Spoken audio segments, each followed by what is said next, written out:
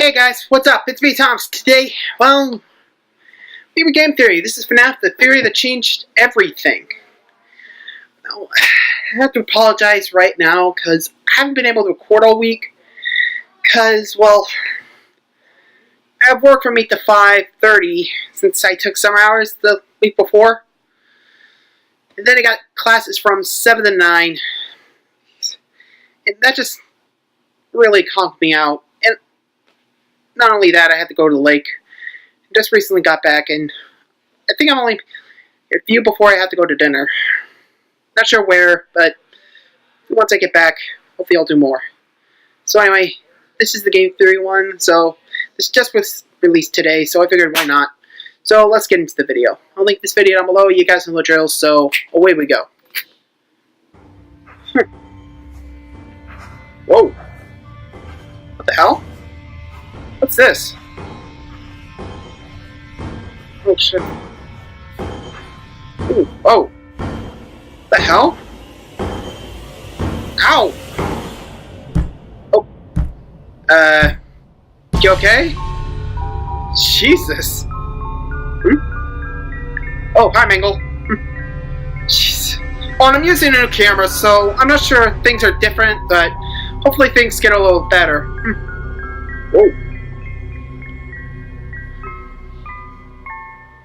Here you go. Hello, Internet. Welcome to...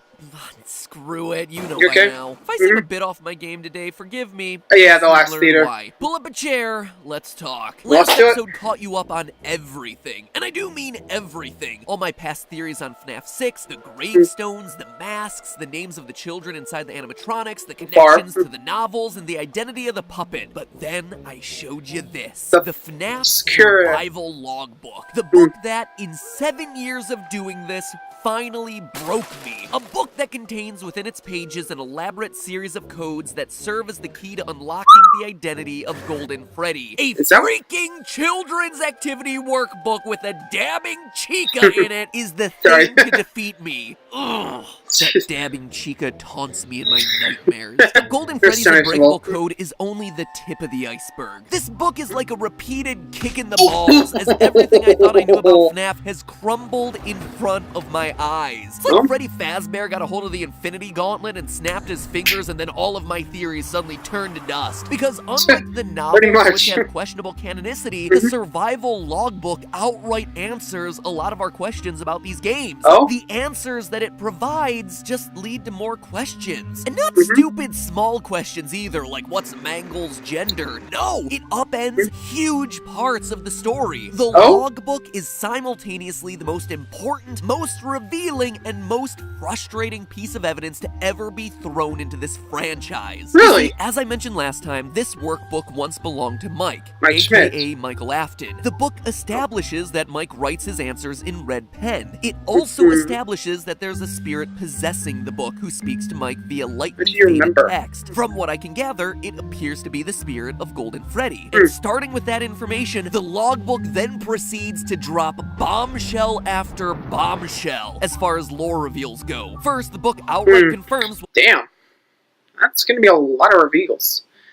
So it looks like this book's actually unraveling everything MatPat's worked up to. Well, that's something. So, let's see what else this book's having in. We've known for a while now that Mike is the same Mike who works as the night guard during Sister Location. When asked what he would like for his 1-week bonus, we see him doodling in the corners of the page baskets of money and baskets of exotic butters. On another page, he's drawing a smooth set of casual bongos. Sure, it's nothing earth-shattering, but when it comes to this franchise, getting any portion of any theory confirmed is a big win. And while that reveal might not be all that earth-shattering, you know what is? The book reveals that Michael Afton is who we play as in FNAF 4. On page 40, the workbook starts asking about dreams, and via his doodles, we see that Mike somehow knows the appearance of Nightmare Fredbear, something only the protagonist of FNAF 4 should be aware of. To further confirm this, on page 23 of the book, the spirit who uses the book to talk to Mike outright asks, was your favorite childhood toy a plastic purple telephone? Which, as you may remember, is a direct reference to the purple telephone there it is in the FNAF 4 bedroom. And if you still think it's a coincidence, it's not. Hmm? 20 pages later, the spirit starts talking about whether any of the toys on the page look familiar. Most don't, Goodbye. except for one. The phone. Now, for the 8 of you who still remember how this whole freaking story fits together, you might be asking me, but we all thought the protagonist of FNAF 4 was the crying child, the one who gets himself bitten during the birthday party because you have flashes of a hospital bed and hear a flatline at the end of the game. We also assumed that the animatronic nightmare was representative of death. And you know what? You're absolutely right. That is exactly what we've been thinking. And here's the thing. We weren't wrong. We've apparently been right about all of that, except there was one teeny tiny itsy bitsy little wrinkle that we didn't expect. That being? Michael Afton was the bite victim. Huh? Michael Afton was the crying child. What?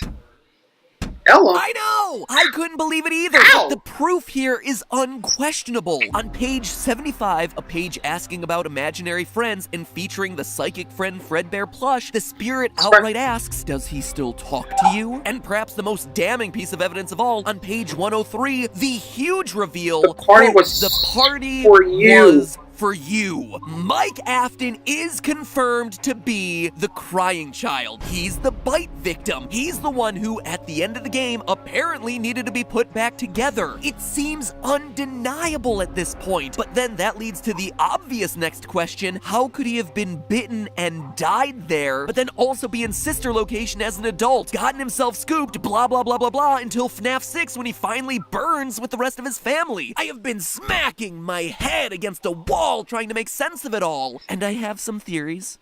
Big surprise there. Sure. It's interesting. When I did my final FNAF theory, not that one, my final FNAF theory. No, not that one either. Those are technically FNAF 6 theories. God, jeez, this one. That one, yeah. This theory, I concluded that the story of FNAF was, at its core, a story about a family, the Afton family. But now it's becoming increasingly clear to me that it's really the story of Michael Afton specifically. 4 games, 1 story, like Scott said back during the FNAF 4 days so long ago. It's the story of the crying child growing up, discovering the atrocities of his father, and then trying to make amends for those. We know for a fact that Michael Afton is the main character of FNAF 1 from the endgame paycheck, sister location from the name tag and custom night. I found it. It was right where you said it would be. FNAF 6 from Henry's closing monologue, and now FNAF 4 from the survival logbook. And we're still not done. The survival logbook also connects Mike to FNAF 2. On page 56, the spirit asks, was your favorite ride carousel? A question that only makes sense if Mike had been to the FNAF 2 location, because it's the only one with a carousel. That means that— Wow. This is a lot. Holy hell, Mike's almost everywhere. I think he's about to connect to 3 here. Holy hell. Whoa. That doesn't make sense. I mean, Mike just wants to end the whole thing William started. And going through the events of the game, surviving each night, knocking out the electronics, releasing the kids' souls. I mean, that wouldn't make sense. Wait, wasn't William the one in FNAF 2 that released their souls? You know, from the suits. There's more to this. I just know it. Let's just see what else Matt's got. Only game without a solid connection to Mike is FNAF 3. But then there's the whole Father, it's me, Michael. Complete with a burned down Fazbear fright in the background, which seems to be hinting at him being the person who burned the place down, trying to put an end to his father's reign of terror. Michael Afton even shares a connection with the dead children whose names appear on the gravestones, going back to the survival logbook. See, I told you guys this thing was important. No kidding. When the book asks about missing people on account of them being stuffed into animatronic suits, the spirit asks, do you miss them? It clearly connects Michael Afton to the other missing kids who go on to possess the animatronic suits. Yeah, this the original means that and the Michael toys. is connected to every game and every major character in the story. So let's update it to 6 games, 1 story. Michael's story. Makes sense. Which is all very beautiful to say, but seriously, not over yet? what is that story? If you've been paying attention, we still have a pretty big elephant in the room, i.e. a dead kid who somehow grows up to become an immortal purple skin suit for robot spaghetti. Oh, and if the game wasn't complicated enough, Michael might not even be his real name. Eh? The spirit in the logbook repeatedly asks What him, do you what do you remember? remember? And even more importantly, do you remember your name? It's even hidden in the frickin' word search. And I haven't even mentioned the other elephants in the room, like how very clearly the gravestones relate to the kids in the animatronic suits, and yet 2 of those names Prince directly Jeremy. tie back to the security guards from FNAF 2. Maybe And not. if you want to go really Susie. deep, like you know I love to do, you see Susie's font on her gravestone? Did you know it's the same font that's used to introduce each night of FNAF 4? Whoa. That's something that no one else online has noticed. Oh, that's And a if first. fonts are important, which remember, they probably are, Scott doesn't do coincidences. No, he does so not. 4 gravestones with completely different fonts is probably important in some way. Notice how 2 of the gravestones share the same font, but Siblings? it's not Jeremy and Fritz, which you would probably expect since they're the 2 who are mentioned in FNAF 2. There are so many freaking elephants in this room. It is a Orville, very get outta here. crowded room. Remember what I said earlier about repeated kicks to the crotch? That's it. This is what I'm talking about. Oh, That okay, said, ow. after months of thinking about this and more kicks to the crotch than I care to mention, I think I do have an idea of what might be going on. Go ahead. And it all begins in probably the most confusing place of all. Midnight The Motorist, Motorist from game. FNAF 6. When I first spoke about this minigame, I said that the mustard man here was William Mm-hmm. Afton. But I could tell that a lot of you weren't too convinced in my conclusion, and I'll be honest, I wasn't 100% sure of it either, but it was the best I could do at the time. Hey. But now, I am 100% confident that that is who we're seeing Oh? here. You see, FNAF 6 is simultaneously the end of the story as well as the beginning. It's the end because, well, everyone burns to death. And it's the beginning because it's the origin story of the puppet. And as we know, yeah. everything begins with the puppet. She's the one that allows all the other daughter. animatronics to become possessed, as we see in FNAF 2, which makes the security puppet minigame pretty much the earliest event we ever see in any of these Oh, games. yeah. And we also know that it's William who killed Charlotte in that back alley. This is the origin story of the purple guy, complete with his purple car that we saw in FNAF 2 after all. But here's the detail I was missing before. If you brighten up the final screen of the security puppet minigame, you'll see tire tracks left by the purple car driving away from his crime. Yeah. This leads directly to the events of Midnight Motorist, which happens immediately after his murder. Here's how we know this for sure. Not only are you driving a purple car, Yeah. and not only is it raining in both of the minigames, so they're connected on both those fronts, but get this. Reddit user GB Aura found that this section of the game in the source files is titled See you that Later night. That Night, giving us the time connection we needed to know 100% that Orange Guy is William Afton. He killed Charlotte. Jesus. Jeez, what did William Afton's partner do to make him do that to his daughter? Like, did he cut him out of a will or something? Whoa. Okay, there's definitely more to this story, but let's find out. In the rain outside of Fredbear's, drives away and winds up back home later That night. night. Boom!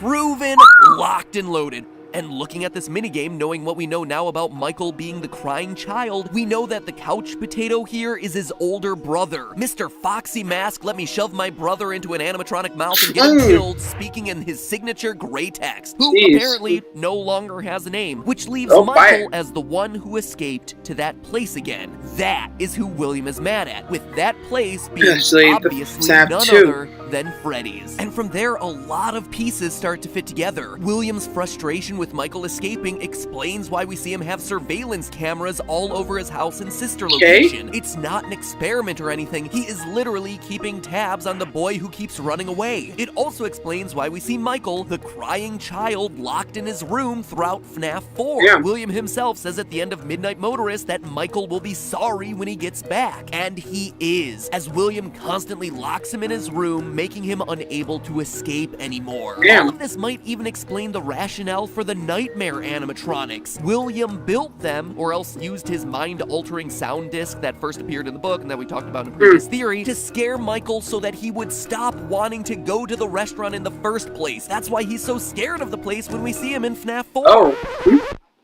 I'm literally hi. in the recording closet right now recording this, and suddenly things started to fit together in a weird way. I'm just gonna throw this in here right as it happened in my mind. I'll need to look into this later, You probably a do. future theory, but let's just bring it up now. Orange guy is William, right? But he's turned away at the front door of Junior's, which is completely random, and everyone's like, why is this in the minigame? Well, could it be because of the investigation into the missing children's incident? Remember what Phone Guy said from FNAF 2? From what I understand, the building is on lockdown. No one is allowed in or out, you know, especially concerning any previous employees. Afton is rejected at the front door of the building because of the lockdown, and because he's a previous employee. It makes the timeline a bit messy, and I'll have to go back and rework it, but something about this feels right. William Afton was fired from his job, goes back to Junior's, but the building is under investigation because of the missing children's incident. William, being a former employee, is turned away at the door. He's not allowed in. It's not a bar, it's nothing like that. It's Freddy Fazbear's Jr. or something, the second location, the FNAF 2 location. Anyway, I just wanted to throw that in there because it just occurred to me as I was writing this thing. I haven't had time to fully flesh it out or work it into the script, but I thought it was important enough to include, break the flow of things. Regardless, it gives us something else to chew on. Now back to the actual episode as I wrote it. Okay, I continue to avoid the obvious question here. Michael's death and apparent rebirth. If I'm being honest, it's because I don't really have a fully fleshed out explanation for it. It's less of a theory and more of a hypothesis, really. So would you be so kind as to Freddy Fazbear with me? Yeah, boo. As I go through what I think might be happening here. We know that Michael Afton is special, right? I mean, we see him get scooped, become a pile of rotten flesh, and yet he is still able to survive. In short, when we see him in Sister Location, he's not altogether human. Now, hold on to that idea for a second for me. While we're on the topic of Sister Location, let's look at The Immortal and the Restless. The super random soap opera from the game with a name that, now that I say it aloud in context, actually starts to make a little bit more sense. It stars Vlad, an immortal vampire who's dressed in purple, who starts every episode saying, Clara, I tell you, the baby isn't mine. And in FNAF, we have William Afton, a man who's apparently immortal enough to survive a spring lock failure, who, like a vampire, sucks the remnant out of children and who knows, maybe survives on it, and is represented by the color purple. It's actually a lot of similarities. So could the repeated lines of, Not my baby, the baby isn't mine, the baby isn't mine, actually relate to William's relationship with Michael?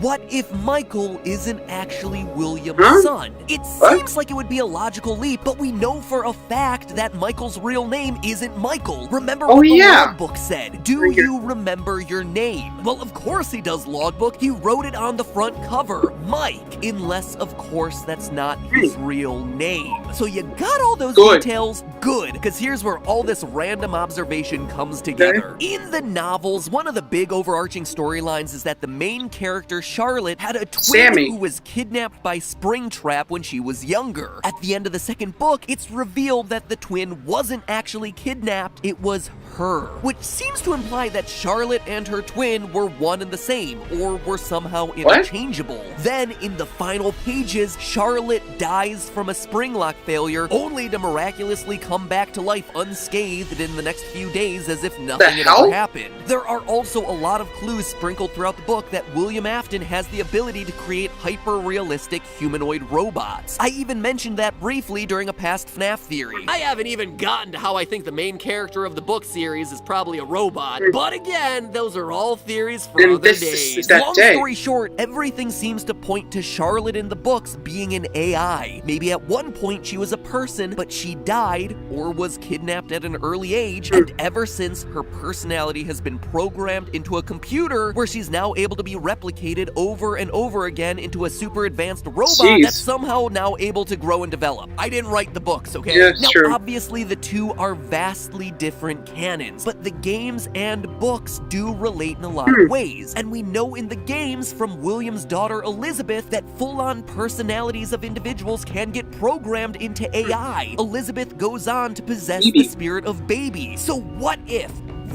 if Michael is just one of those. Sure, he was killed in the bite of 83, but when William promised to put him back together, it meant literally put him back together. Find a way to piece him back together using some combination of robotics expertise and miracle soul juice remnant. That's how Michael dies in FNAF 4, but somehow comes back to life in later games. It's how he's able to get scooped, get a bunch of robot spaghetti shoved into him, and then still survive when the robot spaghetti gets puked out of him. It's why he would no longer be able to remember his original name. And after he realizes the truth about what he actually is, that he's no longer human, he decides to end it all in the inferno of FNAF 6, after having done his best to set the souls of his former friends free. Whew boy, that is a lot. And between all these reveals and last week's code, there is a ton for us theorists to start chewing on. But now you get an idea of why I've been beating myself up for months trying to put this whole thing together. It upends mostly everything that we thought we knew about the franchise. Sure, it answers some of our questions like Midnight Motorist and a bit more about FNAF 4, but it opens the door to a lot of new avenues to explore. Anyway, the final book in the FNAF trilogy, The Fourth Closet, is coming out soon. I know a bunch of it leaked online already, but I'm trying to stay blind to it so as not to spoil anything in my theories. And the Ultimate Custom Night. Releasing Ultimate Custom Night soon. So between those two, I am certain that there'll be more clues on the way, helping us to come to a final conclusion to all of this. They put you back together, then take you apart all over. Hey, Taco. So until then, remember, it's all just a theory. A game theory. With some game hypothesis thrown in there for good measure. Thanks for watching. By the way, if you like the FNAF theories and you haven't checked out our theories on Petscop, Already did that. what are you waiting for? Check it out. Petscop is a lot like the new FNAF, except even more obscure and even more creepy, but you can't play the game, unfortunately. So anyway, that theory's to the left. And if you have any hopes of ever achieving a final answer as to the lore of this franchise, you know what you're gonna have to do, and that is jump scare that subscribe button. You've got 5 seconds to do it before the video ends. 5, 4, 3... Okay. Well, that happened. So that seems to answer a lot, but still opens more questions. Who knows? I guess we'll know more maybe one Ultimate Custom Night, because there are going to be cutscenes, since we actually know it. So, who knows? There might be more. We'll have to wait till then. But, till then, it's Thomas, and well, it's a pretty good reaction. So, let me know what you guys thought, and I'll see y'all